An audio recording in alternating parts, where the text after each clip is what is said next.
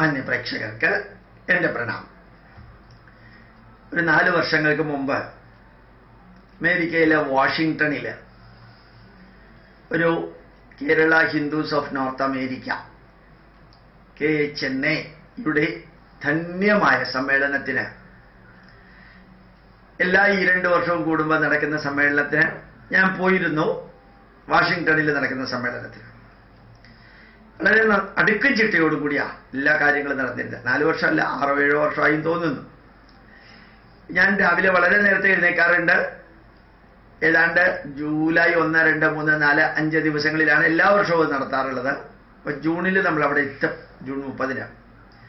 ഈ 5 ദിവസവും ഞാൻ വളരെ നേരത്തെ എഴുന്നേറ്റിട്ട് KHNAയുടെ മീറ്റിംഗ് ആയ സ്ഥിതിക്ക് ആത്മീയത നല്ല രീതിയിലുണ്ട്, ഒരു ഷോ അല്ലാതെ.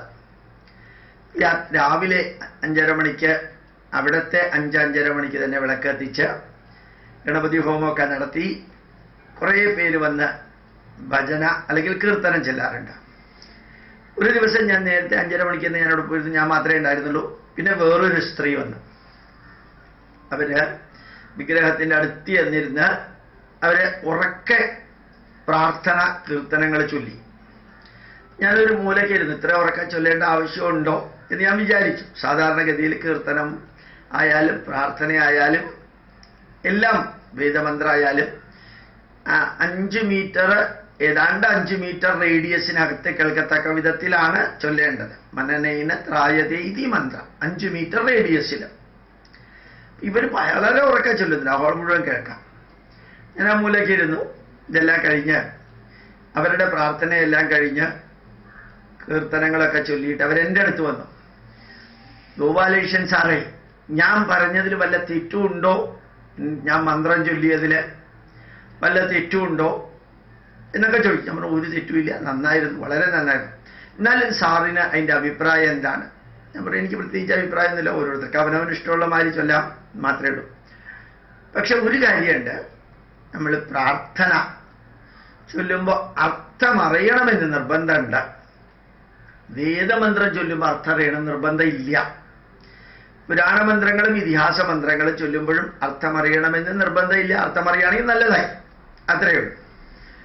ഇപ്പോ ഹിന്ദിയിലെ ഒരു പാട്ട്, ഹിന്ദി ഭാഷയിൽ അല്ലെങ്കിൽ തെലുങ്കില് അല്ലെങ്കിൽ തമിഴില് ഒരു പാട്ട് യേശുദാസ് പാടുമ്പോൾ അത് അർത്ഥം അറിഞ്ഞുകൊണ്ട് വേണമെങ്കിൽ അങ്ങനെ പാടാം. രാഗം നല്ല രീതിയിൽ സാധകം ചെയ്യാൻ കഴിവുള്ള സ്ഥിതിക്ക് അതിന്റെ അർത്ഥം അറിയാതെയും യേശുദാസിന് പാടാം. അർത്ഥം അറിയുമ്പോൾ ഒരു psycho linguistic type of effect ഉണ്ട്. അർത്ഥം അറിയാതെ പറയുമ്പോൾ neuro linguistic type of effect ആണ് ഉള്ളത്. ഇപ്പോ ഓർമ്മിക്കാനുള്ളത്, അവരോട് ഞാൻ പറഞ്ഞു, വേദമന്ത്രങ്ങൾ നിങ്ങൾ ആലപിക്കുമ്പോൾ അർത്ഥം അറിയണം നിർബന്ധമില്ല. പുരാണമന്ത്രങ്ങൾ ആലപിക്കുമ്പോൾ നിങ്ങൾ സപ്തശതി, സിന്ദൂരാരുണ വിഗ്രഹാം ത്രിനയനാം മാണിക്യമൗലിസ്ഫുരസ്താരാ നായക ശേഖരാം സ്മിതമുഖീമാവീനവക്ഷോരുഹാം പാണിഭ്യാമണിപൂർണരത്നചഷകം രക്തോത്ഫലം വിഭ്രതീം സൗമ്യാം രത്നകടസ്ഥരക്തചരണാം ധ്യായേത് പരാമംബികാം. അർത്ഥമറിയണം നിർബന്ധമില്ല. അത് ലളിതാസഹസ്രനാമം, വരാഹപുരാണത്തിന്റെ ബ്രഹ്മാണ്ഡ പുരാണത്തിന്റെ ഭാഗം. പിന്നെ വരാഹപുരാണത്തിന്റെ ഭാഗമായിട്ടുള്ള വേറൊന്നും കൂടിയുണ്ട്. ഋഷിരുവാചക്രാദയസുരഗണാനിധീ തസ്മിൻ ദുരാത്മനി സുരാരിവലേച്ച ദേവ്യാ താം തുഷ്ടവോ പ്രണതി നിമ്രധരോദരാം സവാഗ്നി പ്രഹർഷപുലകോൽഗമചാരുദേഹാ ദേവ്യായ യാതമിതം ജഗതാത്മശക്തിയാ നിശേഷദേവഗണി ശക്തി സമൂഹമൂർത്തിയ ദേവി മഹാത്മ്യാണ്. പുരാണമന്ത്രം അറിയണ നിർബന്ധമില്ല. പിന്നെ ഇതിഹാസ മന്ത്രങ്ങളുണ്ട്. വൈശംവായന ഉവാചാസുത്വാധർമാനുശേഷേണ പാവനാനിച്ച സർവശ യുധിഷ്ഠിരശാന്തനമമ്പുനിരേവാപ്യഭാഷത യുധിഷ്ഠിര ഉവാചാകിമേകം ദൈവതം ലോകേക്കും വാപ്യേകം പരായണം സ്തുവന്തകം കമർച്ചന്ത പ്രാപ്നുയോർമാനവാ ശുഭം കോ ധർമ്മ സർവധർമാണാം ധർമ്മോധികതമോ മത യദ്ഭക്ത്യാ പുണ്ഡരീകാക്ഷം സവൈരർത്തേ നരസദാധർമ്മം യോ മഹസ്തേജ പരമം യോ മഹത്തവ പരമം യോ മഹത് ബ്രഹ്മ പരമം യപരായണം എന്ന് പറയുന്ന ഇതിഹാസ മന്ത്രങ്ങളുണ്ട്. ഇതിന്റെ അർത്ഥം അറിയണമെന്ന് വലിയ നിർബന്ധമില്ല. അറിഞ്ഞാൽ വളരെ നല്ലതാണ്, ഉജ്ജ്വലമാണ് അർത്ഥം അറിയുകയാണെങ്കിൽ. ഇനി 4ാമത്തെ മന്ത്രം പ്രാർത്ഥനാ മന്ത്രങ്ങളാണ്.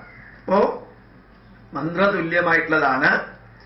ദൈവമേ കാത്തുകൊൾകങ്ങ് കൈവിടാതിങ്ങു ഞങ്ങളെ നാവികന്നീ ഭവാബ്ദിക്കോ രാവിവന്തോണി നിൻപദം ഒന്നൊന്നായി എണ്ണിത്തൊട്ടെണ്ണും പൊരുളൊടുങ്ങിയാൽ നിന്നിടും ദൃക്കുപോലുള്ള നിന്നിലസ്പന്ദമാകണം. കുറെ കൂടി താഴത്തേക്ക് ഇറങ്ങി വന്നു വിചാരിക്കാം. ആഴിയും തിരയും കാറ്റും ആഴവും പോലെ ഞങ്ങളും മായയും നിൻ മഹിമയും നീയും എന്നുള്ളിലാകണം. അവസാനത്തെ വരിയിലേക്ക് എത്തി വിചാരിക്കാം. ആഴമേറും നിൻ മഹസ്സാം ആഴിയിൽ ഞങ്ങളാകവേ ആഴണം വാഴണം നിത്യം വാഴണം വാഴണം സുഖം. ഇതൊക്കെ പ്രാർത്ഥനാ മന്ത്രങ്ങളാണ്. പ്രാർത്ഥന എന്ന വാക്കിന്റെ അർത്ഥം എന്താ അറിയാമോ? പ്രകർഷേണ യത് അർത്ഥയതി തത് പ്രാർത്ഥന. Gloriously whatever we are asking, gloriously whatever we are asking, അതാണ് പ്രാർത്ഥന. നമ്മൾ ഈശ്വരനോട് ചോദിക്കുക. ആ ചോദിക്കുന്നതിന്റെ അർത്ഥം അറിഞ്ഞുകൂടെങ്കിൽ എന്താ അതിന്റെ അർത്ഥമുള്ളത്? നമ്മൾ ഒരു ജ്വല്ലറിയിൽ ചെന്നിട്ട് എന്തെങ്കിലും ചോദിക്കുമ്പോൾ അർത്ഥം അറിഞ്ഞു വേണ്ടേ ചോദിക്കാൻ? ചോദിക്കുമ്പോൾ അർത്ഥം അറിയാതെ ചോദിച്ചു കഴിഞ്ഞാൽ അയാൾ എന്താ എടുത്ത് തരിക? ഇപ്പൊ ചോദിക്കുമ്പോൾ അർത്ഥം അറിയണം. ഇപ്പൊ ഞാൻ ഈ സ്ത്രീയോട് പറഞ്ഞു, കുറച്ചും കൂടി കാര്യങ്ങൾ പറഞ്ഞതിന് ശേഷം ആ സ്ത്രീയോട് പറഞ്ഞു, നിങ്ങൾ ഇന്ന് പ്രാർത്ഥിച്ചതിൽ ഉറക്ക പ്രാർത്ഥിച്ചൊരു വരിയുണ്ട്. ഈ നരകത്തിൽ നിന്ന് എന്നെ കരകയറ്റിയിടണം തിരുവൈക്കം വാഴും ശിവശംഭോ.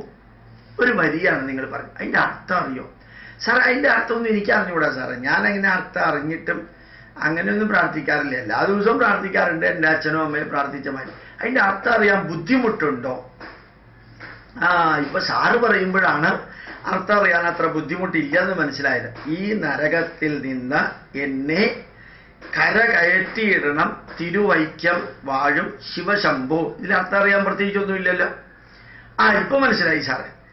ഞാൻ ഒന്ന് ചോദിക്കട്ടെ, നിങ്ങളുടെ ചെവിയിലുള്ള കുണ്ടലം, നിങ്ങളുടെ കഴുത്തിലെ ഇത്രയും ധന്യമായിട്ടുള്ള മാലകൾ, ഈ അമേരിക്കയിൽ ഒരിക്കലും പതിവില്ലാത്ത വിധത്തിൽ സാരിക്ക് വിലങ്ങനെ ബെൽറ്റ് മാതിരി തിക്കായിട്ടുള്ള സ്വർണത്തിന്റെ ബെൽറ്റ്, കാലിൽ പാദസ്വരം ഇട്ടിരിക്കുന്ന സാരിയാണെങ്കിൽ എത്ര കോസ്റ്റ്ലി ആണെന്നുള്ളത് സാമാന്യ ജനതയ്ക്ക് മനസ്സിലാവുമെന്ന് എനിക്കറിയാം. എനിക്കെന്തായാലും മനസ്സിലാവില്ല.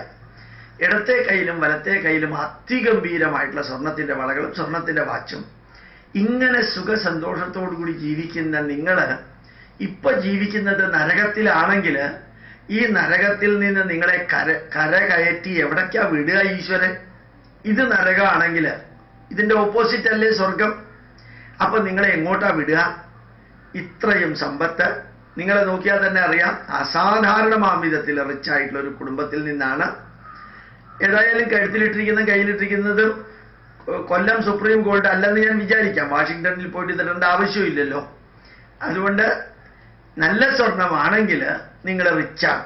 ആ റിച്ചായിട്ട് ഇത്ര സന്തോഷത്തോടുകൂടി രാവിലെ തന്നെ സർവാഭരണ ഭൂഷിതയായിട്ട് വന്ന് ഈ പ്രാർത്ഥന നടത്തുമ്പോൾ ഈ നരകത്തിൽ നിന്ന് എന്നെ കരകയറ്റിയിടണം തിരുവൈക്കം വാഴും ശിവശംഭോ എന്ന പ്രാർത്ഥന അത് ശരിക്ക് ബലിച്ചാൽ, ആ പ്രാർത്ഥന ഇഫക്റ്റീവായാൽ ഇതിന്റെ നേരെ ഓപ്പോസിറ്റിലേക്കായിരിക്കും നിങ്ങൾ പോവുക. ഇപ്പൊ പ്രാർത്ഥിക്കുമ്പോൾ ശ്രദ്ധിക്കുക. ആ പ്രാർത്ഥനയിൽ എന്തെങ്കിലും ആവശ്യപ്പെടുകയാണെങ്കിൽ, ആവശ്യപ്പെടുന്നില്ല വിവരിക്കുകയാണെങ്കിൽ കുഴപ്പമില്ല. അന്നവസ്ത്രാദി മുട്ടാതെ തന്നു രക്ഷിച്ചു ഞങ്ങളെ ധന്യരാക്കുന്ന നീ ഒന്നു തന്നെ ഞങ്ങൾക്ക് തമ്പുരാൻ. അത് സ്റ്റേറ്റ്മെന്റാ, പ്രാർത്ഥനയല്ല. അത് സ്റ്റേറ്റ്മെന്റാ. അപ്പൊ നിന്നെ കുറിച്ചുള്ള വിവരണമാണ്. അത് അർത്ഥം അറിഞ്ഞോ അറിയാതെയോ അതറിയേണ്ടത് നിർബന്ധമാണ്. ആ വരി നിങ്ങൾ ഉപയോഗിച്ച കുഴപ്പമില്ല. സൃഷ്ടിയും സൃഷ്ടാവും സൃഷ്ടിജാലവും സൃഷ്ടിക്കുള്ള സാമഗ്രിയായതും നീയല്ലോ ദൈവമേ. അവിടെ സ്റ്റേറ്റ്മെന്റാണ്, റിക്വസ്റ്റ് അല്ല.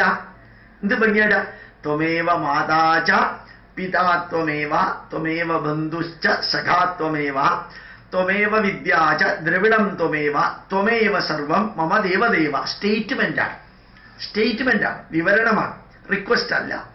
അവിടെ നിങ്ങൾ എന്ത് വേണം ചെയ്തോളൂ. പക്ഷേ പ്രാർത്ഥിക്കുന്ന സമയത്ത് റിക്വസ്റ്റ് ചെയ്യുമ്പോൾ എൻ്റെ പാപം നിന്റെ തലയിലേക്ക് എടുത്തി വെക്കണേന്ന് പറഞ്ഞാൽ ഞാനൊരു പാപിയാണെന്ന് അംഗീകരിക്കുകയാണ് ആദ്യം. എന്തിനാ പാപിയാണെന്ന് എല്ലാ ദിവസവും വന്ന് പറയുന്നത്? ദുഃഖമില്ലാത്ത എൻ്റെ ദുഃഖം അകറ്റണേന്ന് എന്തിനാ പറയുന്നത്? പ്രാർത്ഥിക്കുമ്പോഴത്തേക്കും പറയേണ്ടത് എന്താ അറിയാമോ? ശരിക്കും ഞാൻ പറയാറുണ്ട്, ജീവിതത്തിൽ സുഖവും ദുഃഖവും ഉയർച്ചയും താഴ്ചയും ലാഭവും നഷ്ടവും ചിരിയും കരച്ചിലും വരവും പോക്കും, നമുക്ക് ഇഷ്ടമുള്ളതും ഇഷ്ടമില്ലാത്തതും ജനനവും മരണവും എല്ലാം ഉണ്ട് എന്ന് ഞാൻ ഓർമ്മിക്കുന്നു. ജഗതീശ്വര, ഇതിലൂടെ കടന്നു പോകുമ്പോൾ മനസ്സ് തളരരുത്. ഇങ്ങനൊരു പ്രാർത്ഥന നിങ്ങൾ ചെയ്തു നോക്കും. മനസ്സ് തകരരുത്, മനസ്സ് വരളരുത്, മനസ്സിന് അതിനുള്ള ശക്തി ഉണ്ടാവണം.